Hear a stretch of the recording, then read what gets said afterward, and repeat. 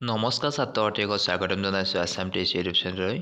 মই আজি তোমালোকৰ মাজলৈ আহিছোঁ ক্লাছ 5ৰ অসমীয়াৰ লেচন 10ৰ কুৱেশ্যন আনচাৰখিনি সকলোৱে ভালদৰে শুনি যাব আৰু যদি মোৰ চেনেলটো ছাবস্ক্ৰাইব কৰি ৰাখিব যাতে আগলৈ এনেকুৱা ধৰণৰ ভিডিঅ' পাই থাকে। মই তোমালোকৰ কাৰণে বহুখিনি কষ্ট কৰিছোঁ, সকলোৱে যাতে তাৰ বিনিময়ত এটা ছাবস্ক্ৰাইব দিয়ে তাৰ আশা কৰিলোঁ। আজিৰ প্ৰশ্নখিনি আছে ক তিনিটা মাছৰ কাহিনীত থকা মাছকেইটাৰ নাম কি কি? উত্তৰ তিনিটা মাছৰ কাহিনীত থকা মাছকেইটাৰ নাম হৈছে অনাগত বিধাতা, প্ৰতিপন্নমতি আৰু যৎ ভৱিষ্যৎ। খ নম্বৰ অনাগত বিধাতা কিয় শংকিত হৈছিল? উত্তৰ কথা পাতি যোৱা মানুহ কেইজনে মাছকেইটা ধৰি লৈ যাব বুলি অনাগত বিধাতা শংকিত হৈছিল। ক নম্বৰ অনাগত বিধাতাৰ কথা কোনে সমৰ্থন কৰিছিল? উত্তৰ অনাগত বিধাতাৰ কথা প্ৰতিপন্নমতিয়ে সমৰ্থন কৰিছিল। খ নম্বৰ কোনে বিপদৰ কথা নাভাবি আকৰগোজ হৈ থাকি মৃত্যুক সাৱটি ল'লে? উত্তৰ যৎ ভৱিষ্যতে বিপদৰ কথা নাভাবি আকৰগোজ হৈ থাকি মৃত্যুক সাৱটি ল'লে। ঙ নম্বৰ মাছমৰীয়া কেইজনে কিহেৰে পুখুৰীত মাছ মাৰিলে? উত্তৰ মাছমৰীয়া কেইজনে জালেৰে পুখুৰীত মাছ মাৰিলে। তলৰ কথাকেইটাৰ কোনে কি উদ্দেশ্যে কাক কৈছিল? ক আপুনি সঁচা কথাকেই কৈছে, ময়ো এই বিল এৰি ওচৰত থকা আন খাল বিললৈ যোৱাটো উচিত বুলি ভাবোঁ।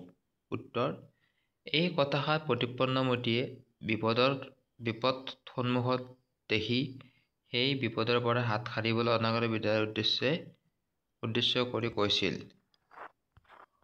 খ নম্বৰ মই মুখৰ কথাতেই পিতৃ পিতামহৰ এই বিলখন এৰি যোৱাটো যুক্তিযুক্ত বুলি নাভাবোঁ। উত্তৰ এই কথাৰ যৎ ভৱিষ্যতে অনাগত বিধাতা আৰু প্ৰতিপন্নমতিৰ কথা শুনি অনাগত বিধাতা আৰু প্ৰতিপন্নমতিৰ উদ্দেশ্য কৰি কৈছিল।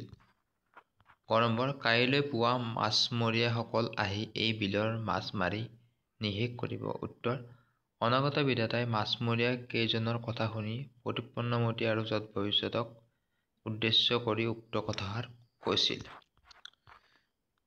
তলৰ শব্দবোৰৰ অৰ্থ শব্দ সম্ভাৰ বা অভিধানৰ পৰা চাই লিখা। অনাগত বিধাতা যি এতিয়াও অহা নাই, এখন টেক, এক মুহূৰ্ত, নাশ, বিনাশ, ধ্বংস, আকোৰগোজ, ভাল বেয়া নামানি কোনো কাম বা কথাত লাগি থকা, প্ৰতিপন্নমতি উপস্থিত বুদ্ধি, সোধালি মানে তহিলং কৰা, সুৰক্ষিত মানে নিৰাপদ, উচ্চস্তৰে মানে চিঞৰি, যৎ ভৱিষ্যত পিছলৈ হ'ব বুলি ৰৈ থকা, নিশেষ বাকী ইন্দ্ৰপ্ৰধান অস্ত্ৰৰ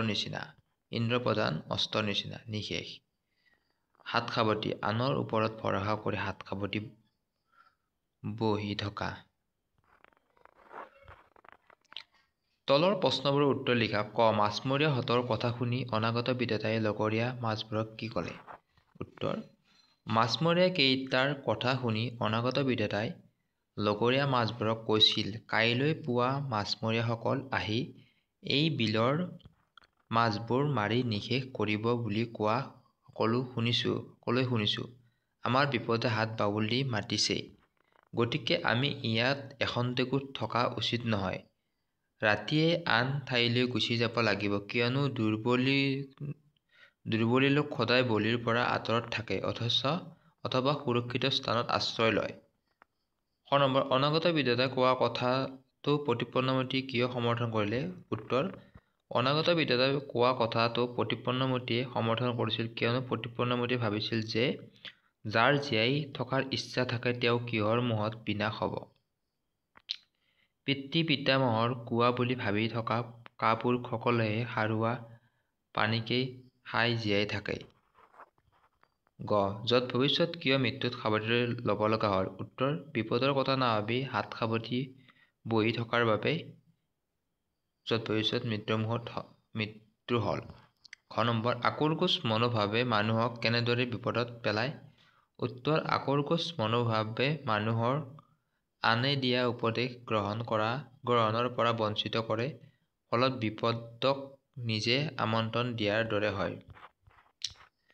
তলৰ আধৰুৱা বাক্যবোৰ সম্পূৰ্ণ কৰি পাঠটো পঢ়া আৰু খালী অংশটো কৰি লিখা। ক এখন বিলত ভালেমান মাছ আছিল। সেই বিলতে অনাগত বিধতা প্ৰতিপন্নমতী আৰু যত ভৱিষ্যত একেলগে বাস কৰি আছিল। এদিন অনাগত বিধতাই পুখুৰীত সাঁতুৰি নাদুৰি থাকোঁতে সেইফালেৰে গৈ থকা মাছমৰীয়া কেইজনমানে কথা পতা শুনিলে, এই বিলখন বহুদিন কোনেও মাছ মৰা নাই। ইয়াত নিশ্চয় বহুতো ডাঙৰ ডাঙৰ মাছ আছে, গতিকে কাইলৈ পুৱাই এই বিলত মাছ মাৰিব লাগিব। এই বুলি কৈ মাছমৰীয়াসকল ঘৰা-ঘৰি গুচি গ'ল।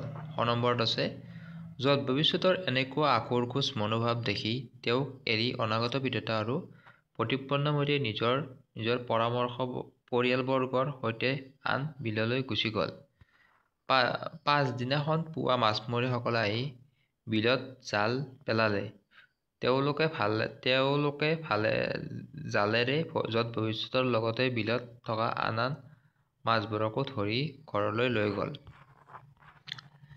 উদাহৰণত দেখুওৱাৰ দৰে অৰ লগাই বিপৰীত অৰ্থ বুজোৱা শব্দ সাজা। উদাহৰণ: সুৰক্ষিত অসুৰক্ষিত, সংলগ্ন অসংলগ্ন, ঘটন অঘটন, বুজন অবুজন, বাট অবাট, চেতন অচেতন, সময় অসময়, কৃত্ৰিম অকৃত্ৰিম। বাক্য ৰচনা কৰা। হাত বাউল দি, তেওঁলোকক বিপদে হাত বাউল দি মাতিছে। সাঁতুৰি নাদুৰি, মাছবোৰে বিলত সাঁতুৰি নাদুৰি আছিল। আঁকোৰগোজ, যত ভৱিষ্যত আঁকোৰগোজ স্বভাৱৰ আছিল। শোধালি, মাছমৰীয়া কেইজনে বিলখনত মাছ মাৰি শোধালি পেলালে। ঘৰা-ঘৰি, স্কুল ছুটিৰ পিছত সকলো ছাত্ৰ-ছাত্ৰী ঘৰা-ঘৰি গুচি গ'ল। অতি শীঘ্ৰে নিজৰ গৃহকাৰ্য সম্পূৰ্ণ কৰা।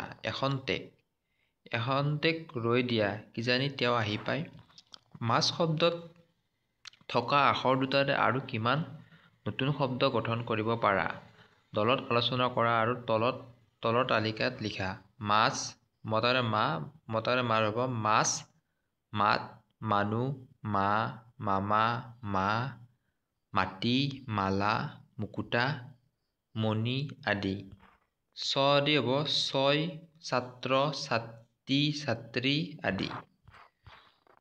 প্ৰশ্ন: তোমালোকে পাঠটোত পোৱা তৎক্ষণাৎ প্ৰতিপন্নমতী শব্দ দুটাত ব্যৱহাৰ হোৱা তৎটোত দেখিছা থকা বিভিন্ন শব্দ লিখা। যেনে হঠাৎ,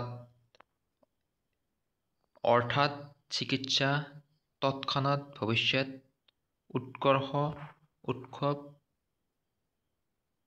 বৃহৎ, উৎপন্ন।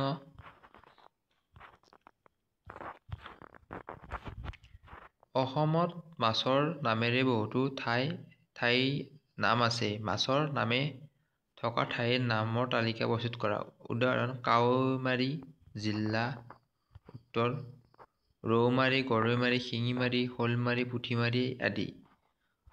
আজিৰ ক্লাছত ইমানেই। নেক্সট আৰু 4টা লেচন আছে, সেই 4টা লেচনৰ কুৱেশ্যন সকলোৱে ভালকৈ পঢ়িবলৈ আশা কৰি ইমানতে সমাপ্ত কৰিছোঁ। নমস্কাৰ।